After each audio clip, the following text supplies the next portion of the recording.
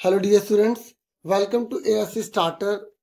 इस वीडियो में मैं आपको साइंस का क्लास 7th का मिड टर्म का डीओ की तरफ से जो प्रैक्टिस पेपर है ना, जो इश्यू किया गया पूरा समझाने जा रहा हूँ। ध्यान से समझिएगा। तो देखिए, पहला क्वेश्चन यहाँ पर है कि कौन सी गैस जो है फोटोसिंथेसिस के दौरान इवोल्व होती निकलती है। ठीक है, तो आपको पूरा फोटोसिंथेसिस का प्रोसेस जो है पता होना चाहिए। मैं आपको बता दूं, फोटोसिंथेसिस में ना ऑक्सीजन गैस जो है वो रिलीज होती है। ठीक है, तो आपने चैप्टर फर्स्ट पढ़ा होगा, तो चैप्टर फर्स्ट में आपने डायग्राम भी अच्छे से पढ़ा होगा और ये वाली इक्वेशन भी आपने जरूर पढ़ी होगी कि carbon dioxide, water, sunlight, chlorophyll, अगर इन सबको मिला दोगे तो कार्बोहाइड्रेट और ऑक्सीजन बन जाएगी। इसी प्रोसेस को फोटोसिंथेसिस कहते हैं। अगर आप डेफिनेशन नहीं दे पाओ और इक्वेशन लिख के आ जाओ, तब भी आपको मार्क्स कुछ ना कुछ मिलेंगे। देखिए, आपको ये पता होना चाहिए कि फोटोसिंथेसिस का प्रोसेस कैसा होता है। ठीक है, तो कार्बन डाइऑक्साइड, ठीक है, जीवों से मिलती है, चाहे वो जानवर हो या इंसान हो। पानी जमीन से ले लेते हैं। सनलाइट सूरज से मिल जाती है। क्लोरोफिल पत्ती के अंदर पाया जाता है, जिसके से पत्ती का रंग हरा होता है। इन सबको मिला के पौधे कार्बोहाइड्रेट और ऑक्सीजन बनाते हैं। ठीक है, पौधों में जो भोजन स्टोर होता है ना, वो किसके रूप में होता है? स्टार्च के रूप में होता है। ये यार ना, स्टार्च इज आल्सो कार्बोहाइड्रेट। ठीक है, पौधे अपने अंदर जो भोजन स्टोर करके रखते हैं वो कार्बोहाइड्रेट को स्टार्च के रूप में रखते हैं, ये याद रखना। ठीक है, अब आगे सुनो। यहाँ पर ये हो गया क्लियर। ये कह रहे हैं which bacterium fixes nitrogen in the soil. पता कौन सा बैक्टीरिया है जो नाइट्रोजन को फिक्स करता है? तो आपको पता होना चाहिए राइजोबियम है। और आपसे एक्स्ट्रा अगर पूछ लेना कि राइजोबियम जो है वो कहाँ पाया जाता है, तो आपको याद रखना कि ये लिग्यूमिनस प्लांट में पाया जाता है, जो राइजोबियम होता है। ठीक है, और आपसे अगर ये पूछे कि ये जो राइजोबियम है, ठीक है, ये कोई दो पौधे बताओ, या तो आप बता देना कि जो मटर होता है ना, मटर या चना होता है, ग्राम होता है। ठीक है, वो आप आराम से यहाँ पे बता देना। ठीक है, पीस, ग्राम। ठीक है, अब आ जाओ, बाइल जूस जो है वो कहाँ स्टोर होता है? तो देखो, ये स्टोर पूछ रहा है, स्टोर कहाँ होता है? तो बाइल जूस जो स्टोर होता है वो होता है गाल ब्लैडर में। ठीक है, लेकिन अगर ये पूछेगा ना बाइल जूस निकलता कहाँ से है, तो आपको ये पता होना चाहिए कि जो बाइल जूस होता है वो निकलता कहाँ से। देखो, मैं आपको बता दूं, बाइल जूस अगर पूछेगा निकलता कहाँ से, तो बोलोगे लीवर जो है ना, रेडिश कलर का ब्राउन ग्लैंड है, और ये पूरी बॉडी का सबसे बड़ा ग्लैंड। एग्जाम में पूछ लेगा सबसे बड़ा ग्लैंड कौन सा है, तो वो है लीवर। ठीक है, और बाइल जूस निकलता कहाँ से है, बोलेगे लीवर से निकलता है। अगर ये बोलेगा स्टोर कहाँ पे होता है जाके, ठीक है, तो आप बोलोगे गाल ब्लैडर में। देखो, अलग अलग क्वेश्चन है, हल्का सा चेंज कर दिया, आंसर चेंज हो जाएगा। ठीक है, मैं आपको सिर्फ गाइडेंस के लिए बता रहा हूँ। बाइल जो जूस होता है ना, वो इंपॉर्टेंट रोल प्ले करता है फैट को डाइजेस्ट करने में। एक ही पॉइंट में ना कई क्वेश्चन बन जाते हैं, बच्चा इसलिए अच्छा स्कोर नहीं कर पाता क्योंकि वो एक पॉइंट याद करता है ना। तो इसलिए मैं आपको एक आइडिया के लिए बता रहा हूँ, ऐसे आपको स्टडी करनी है। ठीक है, नेक्स्ट आ जाओ। ये कह रहा है process to removal of undigested food from the body called. बताओ, जब हमारी बॉडी से गंदा पदार्थ बाहर निकल जाता है तो उसको क्या बोलते हैं? देखो, आपको ना ये पता होना चाहिए कि जो गंदा पदार्थ बॉडी से बाहर निकलता है उसे इजेशन कहते हैं। तो अगर आपसे पूछे लाइन से बताइए, देखो इसका आंसर तो समझ में आ गया कि जो वेस्ट मटेरियल बाहर से निकलता है हमारा, वो इजेक्शन होता है। अगर आपसे बोले लाइन से बताइए, तो सबसे पहले क्या होगा? देखो, आपकी बुक में ये जो आपने क्या सीखा ना, इसको अच्छे से पढ़ लो, क्योंकि इससे बहुत से क्वेश्चन बनेंगे। देखो, पहले इंजेक्शन होता है, फिर डाइजेशन होता है, फिर अब्जॉर्प्शन होता है, फिर एसिमिलेशन होता है, फिर इजेक्शन होता है। अगर पूछेगा ना कि जो न्यूट्रिशन का जो प्रोसेस है उसमें सबसे पहले क्या होता है? इंजेक्शन। सबसे लास्ट में क्या होता है? इजेक्शन। ठीक है, और फिर लाइन से पूछेगा तो सारा बता देना। ठीक है, injection, digestion, absorption, assimilation, ejection, रट लो इसे। ठीक है, अब नेक्स्ट आ जाओ। ये कह रहा है अगर आयरन की रोड 50 डिग्री सेल्सियस की है और उसको 50 डिग्री सेल्सियस के पानी में रखा जाता है या डाला जाता है, तो हीट कहाँ जाएगी? देखो, आपको याद रखना, कोई भी चीज हो ना, कोई भी चीज हो, वो हाई कंसंट्रेशन से लो कंसंट्रेशन की तरफ ट्रेवल करती है। मतलब कहने का कि अगर मान लो किसी का टेम्परेचर 100 डिग्री है और दूसरी चीज का टेम्परेचर 80 डिग्री है, तो 100 डिग्री वाला टेम्परेचर 80 की तरफ जाएगा, क्योंकि वो हर चीज अपने को बैलेंस करना चाहती है। तुम खुद सोचो बच्चों, जब अंदर कमरे में बहुत ज्यादा गर्म हवा है और बाहर बहुत ज्यादा ठंडी हवा है, तो ठंडी हवा अंदर आती है ना। यही प्रकृति का नियम है, जो चीज ज्यादा होती है ना वो कम की तरफ जाती है। पर यहाँ दोनों बराबर है, तो बोलेगे कोई रिएक्शन नहीं होने वाला, क्योंकि मैं पता आपको एक्स्ट्रा क्यों बता रहा हूँ। अगर इसके आंसर पूछ लिया तो आपको बता देना। ठीक है, मेरी बात समझ में आ रही है? 6th क्वेश्चन देखो, ये कह रहा है when carbon dioxide is pass through lime water. देखो, जब कार्बन डाइऑक्साइड को लाइम वाटर में पास किया जाता है तो वो मिल्की हो जाता है। तो क्या बनता है? देखो, आपको अच्छे से पता होना चाहिए कि जब हम कार्बन डाइऑक्साइड को पास करते हैं ना लाइम वाटर में, देखो कार्बन डाइऑक्साइड का सिंबल होता है CO2। ठीक है, लाइम वाटर का होता है CaOH2। ठीक है, इसे बोलते हैं कैल्शियम हाइड्रोक्साइड। ठीक है। और जब दोनों मिलते हैं ना तो कैल्शियम कार्बोनेट और पानी बनता है, ठीक है। और दूधिया हो जाता है, मिल्की हो जाता है, वाटर मिल्की हो जाता है। अगर पूछेगा ना वाटर मिल्की कैसे हो जाता है, तो ये पूरा प्रोसेस देखो। इस चैप्टर की ना सारी इक्वेशंस आपको अच्छे से करनी है, इसलिए मैं बुक से बच्चे को दिखाता हूँ, ठीक है, ताकि बच्चे बुक से अच्छे से पढ़ना सीखे, अच्छे से प्रैक्टिस करें। और ये देखो, जब केमिकल रिएक्शन होता है ना तो क्या क्या चीज देखने को मिलती है, 5 नंबर में क्वेश्चन आ जाता है। कब होगा केमिकल रिएक्शन, कब होगा कोई केमिकल चेंज, या तो उसमें से साउंड निकलने लग जाए, या उसमें से गैस निकलने लग जाए, या उसका कलर चेंज हो जाए। एग्जाम में क्वेश्चन आ गया कि अगर किसी की शेप हमने जो है ना चेंज कर दी, तो क्या वो केमिकल रिएक्शन है या फिजिकल चेंज है? तो बोले फिजिकल है वो, क्योंकि मान लो एक बड़ी सी रबड़ है, मैंने उसको काट के टुकड़े टुकड़े कर दिया, तो वो क्या नई चीज बन गई क्या? नहीं ना।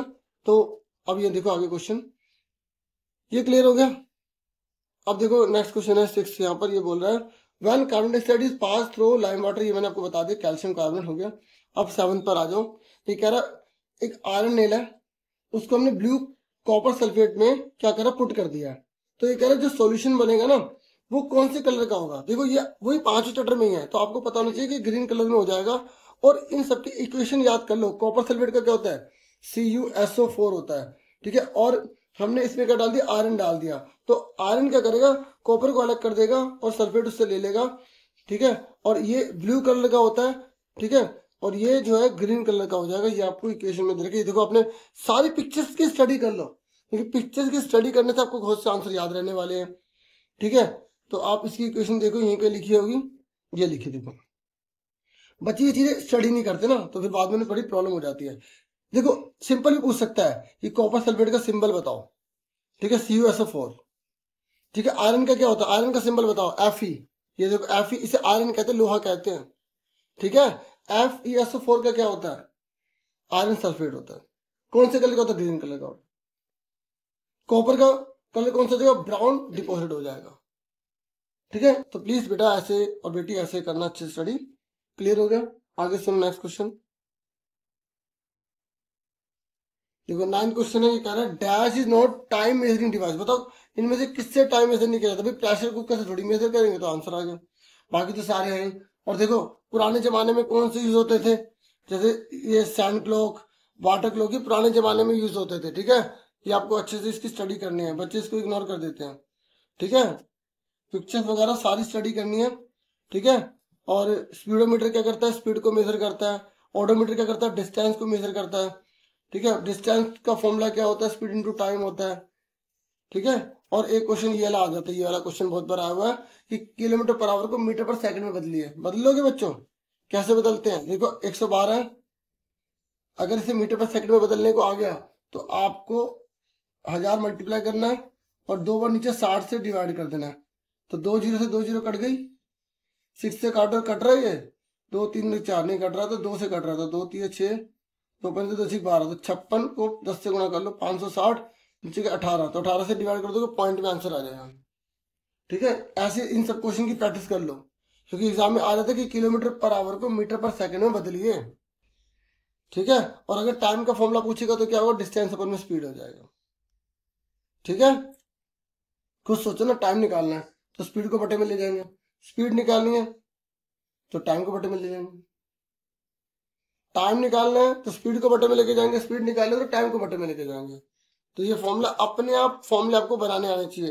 एक फॉर्मूला याद करो, ठीक है, दूसरे को उधर ले जाना सीखो, ठीक है। और आपको ना SI यूनिट सारी पता होनी चाहिए। SI यूनिट जैसे बताओ, डिस्टेंस की SI यूनिट क्या होती है, मीटर होती है, ठीक है। स्पीड की क्या होती है, मीटर पर सेकंड होती है, ठीक है, ठीक है। आप किलोमीटर पर आवर भी देखते हैं ना, तभी तो इसको मीटर पर सेकंड में बदलना सिखाया गया यहाँ पर, क्योंकि बेसिक यूनिट तो आपको ये याद रखनी है ना। टाइम किस में मेजर किया जाता है, बेसिक बताओ, सेकंड में, ठीक है। ऐसे बच्चे एक्स्ट्रा करते चले जाना। और मैं सही बता रहा हूँ, जैसे आप MCQ पढ़ के ना और एक्स्ट्रा करोगे ना, तो कोई बड़े बड़े क्वेश्चन आएंगे तब आराम से कर लोगे। प्लीज आपको खुद सेल्फ स्टडी करनी पड़ेगी, ठीक है। अब सुनो मेरी बात, ये कह रहे सर्कुलर मोशन बताओ। देखो आपको अगर ये पता है ना कि मोशन कौन कौन से होते हैं, तो देखो एक होता है सर्कुलर मोशन, दूसरा होता है लीनियर मोशन, मतलब स्ट्रेट लाइन मोशन भी बोलते हैं इसे, स्ट्रेट लाइन मोशन। तीसरा होता है ऑसिलेटरी,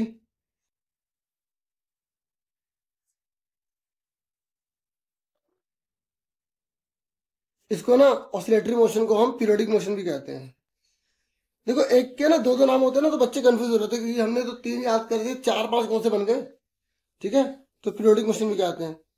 तो सर्कुलर मोशन क्या होता है, जैसे कोई चीज पूरी पूरी गोल घूम रही हो, जैसे पंखा गोल गोल पूरा घूम रहा है। आपने कोलंबस का झूला देखो, पूरा गोल गोल घूम रहा है। और घोड़े घोड़े लगे होते हैं इस तरीके से। ठीक है, ऐसे ऐसे एक तो बड़े बड़े बच्चे ऐसे वाले झूलते हैं, छोटे बच्चे ऐसे वाले घूमते हैं, है ना, देखोगे ना। लीनियर किसे कहते हैं, बिल्कुल स्ट्रेट जाना। और ऑसिलेटरी किसे कहते हैं, ऐसे वाला। आपने पेंडुलम देखा, यहां से गया फिर ऐसे गया फिर ऐसे, है ना। आपने वो सीसो करा, सीसो सीसो झूला हुआ बचपन में, जिसने झूला कमेंट करके बताना। देख लो, अगर टाइम है तो बता देना, कोई बात नहीं। ठीक है, अभी देखो ये क्वेश्चन ना, ये देख रहे हो, ये पूछ लेगा बताओ आप हाथ को हिला रहे हो तो हाथ आगे पीछे जाएगा, तो कौन सा हुआ, ऑसिलेटरी हुआ। ठीक है, ऐसे हॉर्स पुलिंग कर रहे हो सीधा रोड पर, तो स्ट्रेट लाइन हुआ। ठीक है, तो ये ऐसे क्वेश्चन आपको अच्छी सारी तैयारी करनी है। और इस चैप्टर में से ना बुक से ही क्वेश्चन आते हैं, तो ये सारा चैप्टर आपको अच्छे से पूरा करना है। दोनों में से बताओ स्पीड किसमें ज्यादा होगी, ए में होगी। ठीक है, अब बताओ ये क्या है, ये क्या है, यूनिफॉर्म मोशन है। ये क्या है, गाड़ी रुकी हुई है, गाड़ी क्योंकि ये रेस्ट में है, क्योंकि डिस्टेंस और टाइम है। देखो टाइम बीत रहा है, डिस्टेंस उतनी की उतनी है। ठीक है, समझ में आ रही है आपको, इस प्रकार से चीजों को याद रखना। बताओ ये क्या है, ये नॉन यूनिफॉर्म है और ये यूनिफॉर्म है। ठीक है, क्योंकि इक्वल टाइम में इक्वल डिस्टेंस कवर नहीं हो रही ना, हो रही है नहीं हो रही ना। जब इक्वल टाइम में इक्वल डिस्टेंस कवर होती है तो उसे यूनिफॉर्म कहते हैं, और जब इक्वल टाइम में इक्वल डिस्टेंस कवर नहीं होती तो उसे नॉन यूनिफॉर्म मोशन कहते हैं। ठीक है, समझ में आ गई। और इसमें पूछा गया था, वैसे क्या पूछा था कि कौन सी speed, which of the following distance time graph shows a truck moving with speed with is not constant. किसमें कांस्टेंट नहीं है, तो ये आंसर आ गया, इसमें कांस्टेंट नहीं है। इसमें स्पीड जो बार बार चेंज हो रही है। देखिए नेक्स्ट क्वेश्चन है यहाँ पर, सर्कुलर मोशन। अब इसने पूछा, आपको मैंने कंसेप्ट बता दिया, क्लियर हो गया होगा। तो सर्कुलर बताओ, देखो सोल्जर सीधा जाएगा, ये कह रहा है धरती सूरज का चक्कर लगा रहे तो गोल गोल घूम रही है ना, तो ये आंसर आ गया। ठीक है, अब इसने बोला है स्विंग करना है, तो स्विंग कैसे करेंगे, ऐसे। और गाड़ी स्ट्रेट रोड पे जा रही है ऐसे, तो इसने बोला सर्कुलर कौन सा है, बी। ठीक है, और कल को अगर ये बड़े क्वेश्चन में आ जाए, छाटने को आ जाए तो कर लोगे ना, वेरी गुड। अब आ जाओ नेक्स्ट क्वेश्चन पे। ये कह रहा है टाइम की ऐसी यूनिट क्या होती है, टाइम सेकंड होती है। ये कह रहा है जो ऑर्गेनिक इम्प्योरिटी है ना, जो पानी के अंदर पाया जाता है, पता है ऑर्गेनिक किसे कहते हैं, जो मिट्टी में ना डिजोल्व हो जाते हैं, मतलब डिकम्पोज हो जाते हैं, और जो पर्यावरण को फायदा पहुंचाते हैं। तो इंसान का जो गंद होता है ना, ह्यूमन फेसेस, वो कहलाता है ऑर्गेनिक। प्लास्टिक वगैरह होते हैं, नाइट्रेट होते हैं, फॉस्फेटिक होते हैं, ये सारे इनऑर्गेनिक कहलाते हैं, जो मिट्टी में डिकम्पोज नहीं होते ना, उनकी बात करते हैं। अब मैं पहले क्वेश्चन पे आ जाए, कह रहा है The leaves of the plants have tiny pores called stomata. अच्छा एक बात बता दूं, ये देखो, ये आपने 13 चैप्टर पढ़ा है ना, तो 13 चैप्टर में एक तो याद कर लेना कि वर्ल्ड वाटर डे कब मनाया जाता है, 22 मार्च को मनाया जाता है। ठीक है, ये आपको याद होना चाहिए। और ये ऑर्गेनिक इम्प्योरिटीज में कौन कौन आता है, ह्यूमन फीसेस, एनिमल वेस्ट। ठीक है, और ये देखो ये सारा आता है। और ये इनऑर्गेनिक में क्या क्या आता है, ये याद कर लो। ठीक है, न्यूट्रिएंट्स में क्या क्या आता है, बैक्टीरिया कौन कौन से थे, कोलरा हो गया, ये आपको याद रखना है। ठीक है, अब आगे सुनिए, सेक्शन बी पर आ जाओ। ठीक है, ये कह रहा है the leaves of the plants have tiny pores called stomata.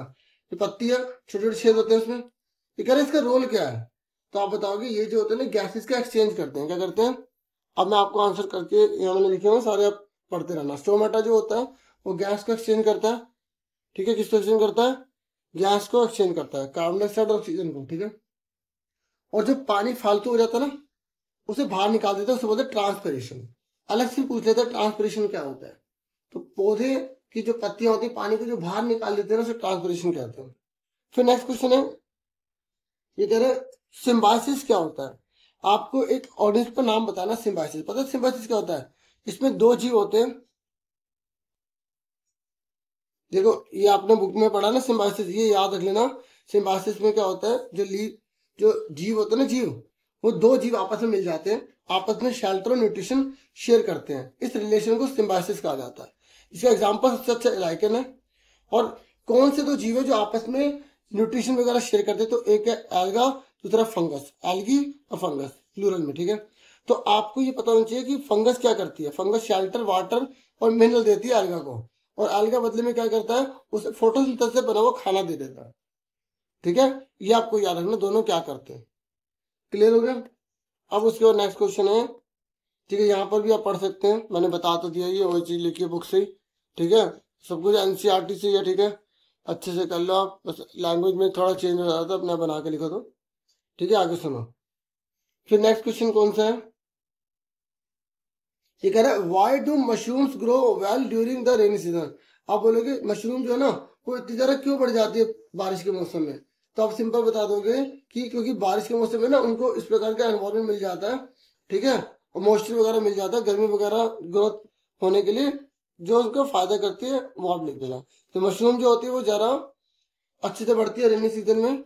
आप बोलोगे क्योंकि मॉइस्चर होता है। ठीक है, वार्म सपोर्ट मिल जाता है फंगी को आगे ग्रो करने में। ठीक है, इसलिए मशरूम बहुत ज्यादा तेजी से बढ़ जाती है। अब नेक्स्ट क्वेश्चन देखो, यहाँ पर बोल रहा है कि लैबोरेटरी के थर्मामीटर में और क्लिनिक का थर्मामीटर में क्या डिफरेंट है। देखो आपको पता होना चाहिए कि जो लैबोरेटरी का थर्मामीटर ना उसमें कोई किंक नहीं होती है, वो बहुत बड़ी रेंज को टेम्परेचर को माप सकता है, जबकि क्लिनिकल जो थर्मामीटर होता है ना उसमें किंक होता है और वो बॉडी के टेम्परेचर को मापता है। एक बात और आप इसमें ऐड कर देना, ठीक है, ये होता है लैबोरेटरी का थर्मामीटर, ये देखो ये इतना बड़ा देख रहे हो आप। ठीक है, तो इसकी रेंज कितनी होती है ये भी डिफरेंस में लिख देना, -10 से लेकर 110 तक होती है। ठीक है, सुन रहे हो। और हम जो इंसान है हमारी बॉडी का नॉर्मल टेम्परेचर कितना है, 37 डिग्री सेल्सियस। ये लिखना नहीं है, एक्स्ट्रा बता रहा हूँ। ठीक है, और लैबोरेटरी के थर्मामीटर में देख लो कितनी रेंज है, -10 से लेकर 110, तो बीच का गैप कितना होगा, 120 डिग्री। आपसे पूछ सकते हैं कि टोटल कितनी रेंज है, 120। ठीक है, और जो हमारे घरों में यूज होता है ये क्लिनिकल थर्मामीटर, तो इसकी रेंज पता है कितनी है, ये अभी आपको यहाँ पे दिखाता हूँ, 42 डिग्री सेल्सियस तक होती है। ठीक है, अभी यही बुक में अगर अभी देखते हैं तो देखो ये लिखा 35 डिग्री सेल्सियस से 42 डिग्री सेल्सियस तक लिखा है ना। तो हमारी जो बॉडी का जो टेम्परेचर नॉर्मल कितना रहना चाहिए, 37 डिग्री सेल्सियस। ठीक है, ऐसे स्टडी करना, अच्छे से आप नंबर लाएंगे। ठीक है, अब आगे सुनो, नेक्स्ट क्वेश्चन है, ये कह रहा है ये नहीं करना तो लैंड ब्रिज बता दो। देखो लैंड ब्रिज और सी ब्रिज, इसमें से क्वेश्चन हर बार आता है। तो लैंड ब्रिज का मतलब होता है जब ठंडी हवा जो है ना फ्रॉम लैंड से डेट मूव टूवर्ड्स द सी, समुद्र की तरफ चली जाती है, उसे हम क्या बोलते हैं, लैंड ब्रिज बोलते हैं। ये रात में ऐसा होता है, क्या बोलते हैं, रात में। तो ये देखो आपने पढ़ा होगा यहाँ पर सी ब्रिज और लैंड ब्रिज पढ़ा है ना। ठीक है, तो रात में लैंड ब्रिज होती है और दिन में सी ब्रिज होती है। ठीक है, ये आपको याद रखना है। ठीक है, चलो देख लिया ना। ठीक है, रेडिएशन भी एग्जाम में आ जाता है। ठीक है, ये भी आप पढ़ लेना। चलो जब इस पे टॉपिक पे आएगा उसमें बात कर लेंगे, बाकी आपको मैंने बता दिया, दिखा दिया। अब देखो आगे, देखो यहाँ लैंड ब्रिज सी ब्रिज की डेफिनेशन थी, यहाँ से पढ़ सकते हो, मैंने आपको दिखा भी दिया, वो पढ़ सकते हो। ठीक है, वही सेम चीज है। ठीक है, अब आगे सुनो, नेक्स्ट क्वेश्चन है, ये कह रहा है पेपर को हम काट रहे हैं, क्या वो फिजिकल चेंज है। अच्छा कह रहा है फिजिकल चेंज है, लिख रहा है, कह रहा है लेकिन पेपर को जलाते हैं तो वो केमिकल चेंज है, क्यों। आप बोलोगे पेपर को जब हम काट रहे हैं तो उससे शेप चेंज हो रही है, कोई नई चीज तो बनने रही है, इसलिए पेपर को काटना फिजिकल चेंज है। लेकिन जब पेपर को जला रहे हैं ना, पेपर को जला रहे तो वो केमिकल चेंज माना जाएगा। आपकी बुक में देखो काट के पेज दिखा भी रखा था, है ना। तो आप यहाँ आंसर क्या लिख दोगे, आप लिख देना cutting of paper does not form any new substances. Paper को काटेंगे तो कोई नई चीज नहीं बनती। ठीक है, वाइल लेकिन जब हम जलाते हैं तो राख बन जाती है, गैस निकलने लग जाती है, तो इसलिए उसको हम केमिकल चेंज बोलेंगे। हो सकता है ये पेपर वाला ना दे, कोई नया क्वेश्चन बना के दे दे। तो आपको कंसेप्ट पता है ना कि केमिकल चेंज वही होता है जिसमें नई चीज का निर्माण होता है, आपको ये कंसेप्ट याद रखना है। जैसे इसके लिए क्वेश्चन चेंज करके दे दिया कि लकड़ी को काटते हैं तो क्या है, लकड़ी को जलाते हैं तो क्या है, लकड़ी या पेड़ बड़ा हो रहा है वो क्या है, पेड़ बड़ा हो रहा है या पेड़ को जला रहे हैं वो केमिकल चेंज है। ठीक है, ये आपको याद रखना। ओके डियर, अब आगे सुनो, नेक्स्ट है सेक्शन सी पर, ये कह रहा है where is hydrochloric acid found in the digestive tract. आपसे पूछ रहा है कि HCl जो है वो कहाँ पाया जाता है, आपको पता होना चाहिए स्टमक में। ठीक है, ठीक है, आप सीधा लिख दोगे स्टमक में। ठीक है, उसके बाद ये कह रहा है write two ways in which the acid help in digestion food.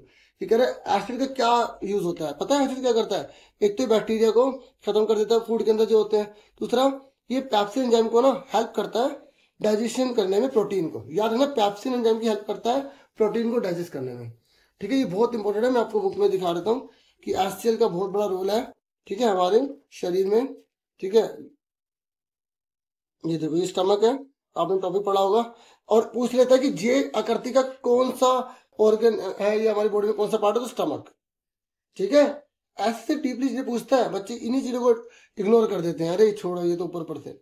और देखो पेट के अंदर 3 चीजें निकलती हैं, 3 चीजें, एक म्यूकस, एक HCl और एक डाइजेस्टिव जूस निकलता है। म्यूकस क्या करता है, हमारे पेट की रक्षा करता है, क्योंकि जो हमारे पेट में एसिड निकलता है वो कितना खतरनाक है, जब पूरी रोटी को गला देगा, उसमें बैक्टीरिया को मार देगा तो हमारे पेट को भी मार सकता है। लेकिन म्यूकस क्या करता है, एक दीवार से बनाता रहता है, वो खुद जल जाते है, पेट बच जाता है, और जब तक हम खाना खाते हैं तो वो निकलती रहती है और हमारी रक्षा करती रहती है। जब खाना खाना बंद करते हैं तो HCl भी निकलना बंद हो जाता है, और इस तरीके से ये अपना काम कर देती है। ठीक है, और ये खाने को एसिडिक बना देता है HCl। और ये लिखा ना प्रोटीन, ठीक है, लिखा ना, तो आप अच्छे से बता देना जो मैंने यहाँ पे आपको समझाया था। ठीक है, बता देना सारा, ठीक है, ये मैंने अच्छे से आपको सारा बता दिया। अब आगे सुनो, नेक्स्ट क्वेश्चन है, ये कह रहा है 2 तरीके बताओ, ये तो मैंने हो गया। ठीक है, और ये कह रहा है where is the food digested in the amoeba, ये कह रहा अमीबा में जो खाना ना वो कहाँ पे डाइजेस्ट होता है, तो आपको ये बताना पड़ेगा अमीबा के बारे में। ठीक है, तो अमीबा का आप बता दो, फूड वैक्यूल्स होते हैं, ये अमीबा का है। ठीक है, और पता है ये जो इसके नकली पैर जो बनाता है ना, ये सूडोपोडिया कहलाता है, फिंगर लाइक प्रोजेक्शन होता है इसका। ठीक है, अमीबा एक microscopic single cell organism, single cell, एक ही सेल होती है ये, फिर भी ये इंसानों की तरह ही जैसे कॉम्प्लेक्स चीज को सिंगुलर या सिंपल बनाना वैसा काम करता है ये। ठीक है, ये लिखा ना फूड वैक्यूल्स के द्वारा करता है, तो आपसे ये आंसर पूछा था इसमें। ठीक है, ये लिखा हुआ है, समझा दिया मैंने आपको। ठीक है, उसके बाद देखो ये कह रहा है write two function of pseudopodia in an amoeba, तो मैंने आपसे बता दिया कि ये सूडोपोडिया करता क्या है। देखो सूडोपोडिया वही है जो फूड होता है ना, फूड, ठीक है, उसको एंगल्फिंग का काम करता है, मूवमेंट का काम करता है, ठीक है, तैरने का काम करता है, ठीक है, जहां भी वो रह रहा है इस तरीके से। उसके बाद ये हो गया क्लियर, ये पूरी पिक्चर पढ़ लेना, कर लेना इसको अच्छे से। ठीक है, और रूमिनेंट किन में पाया जाता है, जानवरों में पाया जाता है, ये अच्छे से आपको याद होना है। सेलुलोज किसके अंदर होता है, ग्रास के अंदर होता है। ठीक है, एक प्रकार का कार्बोहाइड्रेट है। ठीक है, ये इंसान इसको नहीं कर पाते, ले पाते, ठीक है ना, ये जानवरों में होता है। ठीक है, ये अच्छे से याद रखना, डीपली चीजें, क्योंकि जो जो आसपास सारी थोड़ा बहुत बता रहा हूँ। ठीक है, क्योंकि टीचर कहाँ से क्वेश्चन बनाते हैं, ठीक है, ये थोड़ा थोड़ा चेंज कर देते हैं उन्हें। ठीक है, प्रैक्टिस अच्छी है तो आप कर लोगे। फिर ये कह रहा है why do we prefer dark coloured cloth during winter, ये कह रहा है हम गहरे रंग के कपड़े ही क्यों पहनते हैं सर्दियों में। आप बता दो कि भाई क्योंकि वो हीट को ना ट्रैप कर लेते हैं इजिली, और हीट जो है ना वार्म हमारी बॉडी को रखती है, इस तरीके से आप बता सकते हो। ठीक है, डार्क कपड़े पहनते हैं, आपने थर्ड चैप्टर में पढ़ा होगा। ठीक है, बोलने कपड़े भी पहनते हैं, ट्रिप टाइप वगैरह हो जाती है। और ठीक है, तो बाकी डार्क का पूछा गया था, तो यहाँ पर जो है वुलन कपड़े के बारे में बता रखा है, तो आप ये लिख देना। ठीक है, जो मैंने बताया। फिर क्या, suppose you are given the choice of using other, अगर आपको बोला जाए कि आपको एक कंबल दिया जा रहा है मोटा और 2 पतले कंबल दिए जा रहे हैं, तो बताओ किसमें जो है ना ठंड ज्यादा जल्दी से रुक जाएगी, तो आप बोलोगे 2 कंबलों में जल्दी रुक जाएगी, यहाँ पे आप बता देना। ठीक है, क्योंकि वो हीट को क्या करेंगे, जल्दी से ट्रैप कर लेंगे 2 कंबल। ठीक है, समझो, हवा उनके अंदर ट्रैप हो जाएगी, और 2 पतले पतले कंबल ज्यादा सर्दी रोक पाएंगे। ठीक है, एक मोटे कंबल के मुकाबले। समझो, देखो कितना बड़ा बेनिफिट है, कितना हैरानी वाली बात है ना। मजा आया ना सुन के। 8वां देखो, ये कह रहा है आपको बताना है अगर कोई चीज आगे पीछे हो रही है, ऐसे आगे पीछे हो रही है, ठीक है, तो आप सिंपल पेंडुलम के द्वारा, तो वो किसका एग्जाम्पल है, तो मैंने आपको अच्छे से बता दिया वो कौन सा पीरियोडिक मोशन कहलाता है। ठीक है, अगर आपने ऑसिलेशन वाला लिख दिया तब भी कोई बात नहीं, ठीक है। फिर देखो वो कह रहा है एक सिंपल पेंडुलम है, अगर वो 45 सेकंड ले रहा है, ठीक है, टू कंप्लीट 30 ऑसिलेशन में, तो आपको पता लगाना टाइम पीरियड कितना होगा। देखो ध्यान सुनो, 45 सेकंड ले रहा है 30 ऑसिलेशन में, तो टाइम पीरियड मतलब एक ऑसिलेशन के लिए एवरेज कितना टाइम लग रहा है, मतलब 30 ऑसिलेशन, 3 चक्कर लग रहे हैं ऐसे आगे पीछे, तो 30 चक्कर इस तरीके से लग रहे हैं, तो उसके लिए 45 सेकंड लग रहे हैं, तो एक के लिए कितना लगेगा, तो आपको 45 को 30 से डिवाइड कर देना, तो 1.5 आ गया। ठीक है, सिंपल आपको इस तरीके से आंसर कर देना। ठीक है, क्लियर हो गया, समझ में आ गई। ये टाइम पीरियड पूछ लेता है, तो टाइम पीरियड जब भी पूछेगा तो आपको क्या करना है, आपको टोटल टाइम को नंबर ऑफ ऑसिलेशन से डिवाइड कर देना। ठीक है, 1.5 आ गया, 1.5 आ गया। फिर नेक्स्ट क्वेश्चन है, कह रहा है स्पीड किसे कहते हैं। तब बोलोगे स्पीड का मतलब होता है डिस्टेंस जो पर यूनिट टाइम में कवर की जाती है, उसे स्पीड कहते हैं। क्या कहते हैं? उसे स्पीड कहते हैं। ठीक है, समझ में आ गई। उसके बाद ये कह रहा है डिस्टेंस टाइम ग्राफ में बनाइए, ट्रक जो है वो मूविंग कर रहा है कांस्टेंट स्पीड से। तो मैंने अभी आपको बता दिया था, ये हो गया, बताया था ना। यहाँ पे क्या लिखेंगे?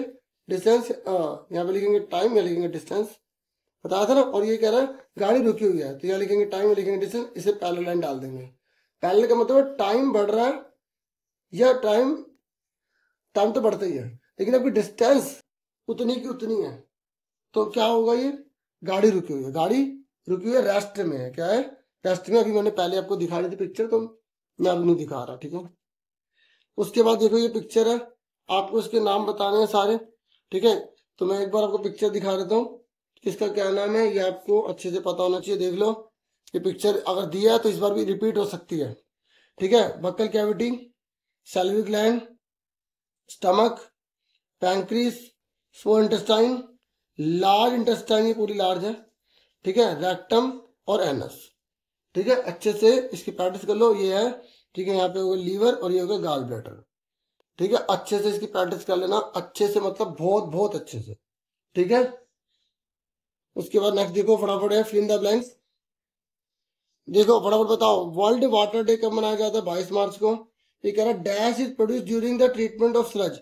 तो बताओ, जब स्लज करते हैं, ट्रीटमेंट करते हैं, तो कौन सी गैस निकलती है? बायो गैस निकलती है। ठीक है, इससे हम मतलब चूल्हा वगैरह जला सकते हैं, जैसे सीएनजी एलपीजी होती है ना, वैसे। ठीक है, फिर ये कह रहे हैं dash is an example of an on site sewage disposal system. तो उसे बोलते हैं सेप्टिक टैंक बोलते हैं। इससे ना हम ऑर्गेनिक जो है ना बनाते हैं, मतलब मेन्योर वगैरह बनाने के काम आती है। ये कह रहे हैं अगर हमने ह्यूमन का जो गंदा पदार्थ होता है उसे ट्रीट नहीं किया तो उससे हेल्थ पर क्या इफेक्ट पड़ेगा? फायदा होगा या नुकसान होगा? तो नुकसान होगा, हैजार्ड हो जाएगा। ये कह रहा है ड्राइड स्लज, अगर सूखा हुआ स्लज है उसको हम किस लिए यूज कर सकते हैं? मेन्योर के रूप में, खाद के रूप में यूज कर सकते हैं। ठीक है, ये कह रहा है आगे एक्सप्लेन करो कि आयरन पर रस्टिंग कैसे होती है, जंग कैसे लगता है। ठीक है, तो देखो रस्टिंग इसलिए लग जाती है अगर उसमें मॉइस्चर पाया जाता है, और जब मॉइस्चर होता है ना तो वो क्या करता है, धीरे धीरे लोहे को खराब करने लग जाता है। तो अब ये बता दोगे सारा। ठीक है, ये आपने बुक में पढ़ा ही होगा, ये रस्टिंग वाला। ठीक है, क्या होती है रस्टिंग? ठीक है, यहाँ से आप अच्छे से पढ़ लेना, मैं आपको आंसर भी कर लूँ। ये देखो सारे रस्टिंग वाली चीजें दिखा रखी हूँ। ठीक है, तो rusting is the formation of a reddish brown layer on iron due to reaction with oxygen and moisture. ठीक है, समझ में आ गई। उसके बाद जो है नेक्स्ट है, यहाँ पर नेक्स्ट है कि आखिर रस्टिंग कब होगी, ऑक्सीजन की प्रेजेंस से या मॉइस्चर से। ठीक है, और एक बात और बोलूं, ये जो रस्टिंग है ना, ये जो आपको ये बता रहा था, ये रस्टिंग है, इसकी इक्वेशन याद कर लेना, ये वाली। और एग्जाम में आता है रस्ट का फॉर्मूला क्या होता है? क्या होता है फॉर्मूला? Fe2O3 होता है। देख रहे हो क्या होता है? Fe2O3 याद रखोगे, बहुत इंपॉर्टेंट है, याद रखना। ठीक है, और इसे बोलते हैं आयरन ऑक्साइड। और लोहे का सिंबल क्या होता है? Fe होता है, ये फेरस बोलते हैं, याद रखना इस चीज को। ठीक है, उसके बाद जो है नेक्स्ट है, यहाँ पर ये कह रहे हैं, आपको बोल रहे हैं कि लोहे को जंगलों में से बचाने के लिए क्या करोगे? आप बोलो पेंट कर लो, गैल्वेनाइजेशन कर लो। ठीक है, फिर ये कह रहे हैं अगर हम मैग्नीशियम रिबन को जलाएंगे तो वो क्या है? बोलोगे केमिकल चेंज है। ठीक है, अगर चौक को तोड़ दिया तो क्या फिजिकल चेंज है ना? मैंने बता दिया ना, शेप चेंज हुई है। राइस को पका दिया तो नई चीज बन गई, तो केमिकल चेंज है। Metal of sorry melting of ice, बर्फ को पिघला रहे हैं, क्या है? फिजिकल चेंज है। क्रिस्टलाइजेशन ऑफ कॉपर सल्फेट कर रहे हैं तो भी फिजिकल चेंज है, क्योंकि दोबारा से हो सकता है वो। ठीक है, समझ में आ गई। फिजिकल केमिकल में अच्छे से आपको समझा चुका हूँ। तो मैंने बता दिया कि फिजिकल में किसी नई चीज का निर्माण नहीं होता, केमिकल में नई चीज बन जाती है। ठीक है, समझ में आ गई। तो अब इसके बाद ये यहाँ पर पैसेज वगैरह है। तो यहाँ पे शालू है, उसने ना 2 प्लांट ले लिए, पॉटेड ले लिए। ठीक है, दोनों सेम है, लेकिन एक को उसने डार्क रूम में रख दिया और दूसरे पौधे को उसने सनलाइट में रख दिया। ठीक है, ये जो केस स्टडी है ना, सेक्शन ही मैं आपको अगले पार्ट में करा दूंगा। ठीक है, बाकी आसान है, आप खुद